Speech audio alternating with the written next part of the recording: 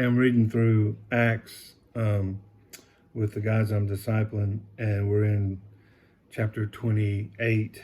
And this is Paul landing uh, on the island of Malta, and so they weathered the storm. They made it through the shipwreck, and now they're on the island, and everybody makes it through. And so Paul goes to get some firewood, and while he's getting some firewood, there he is leading by example, right? He's Paul the apostle.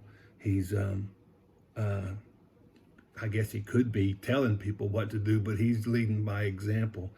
He's collecting firewood himself, and while he's doing that, when he does that, snake bites him, and the text says that it held on to his. He was hanging from his hand, and so it fastened itself to his hand in verse 3.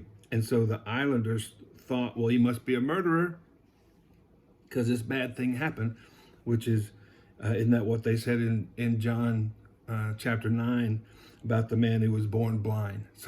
So you got these islanders, which I don't know much about them. I'm kind of speculating here, but maybe heathen. I don't know exactly.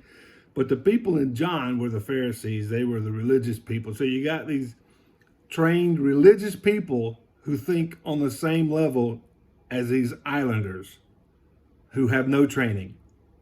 Right? That this guy must have done something wrong. That's why he was born blind. And that this guy must be a murderer or something. That's why the snake bit him. So you got, isn't that's weird? Like, that's what religion does to you. You just think on the same level of those who don't know God. You just go immediately to, well, he must have done something wrong. God's punishing him. But then and then he shakes the snake off his hand, and it says, well, he must be a god. So in the mind of these people, Paul goes from being a murderer to a god, right? So just, you think about that. These people knew something about God. Ecclesiastes 3 says he has put eternity in our hearts. And so God has done that for every person on the face of the earth, a desire for him.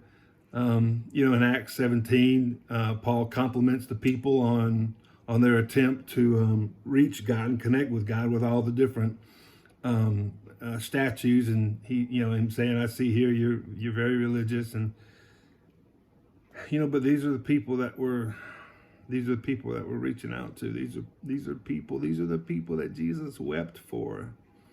He looked around the people, and he looked over the people, and he saw they were like sheep without a shepherd, and he wept for them. And so I just want to encourage you to keep pressing on and keep pursuing God and reaching out to people. This is their condition, but we have a sovereign God who leads us and is in control and gives us power to love.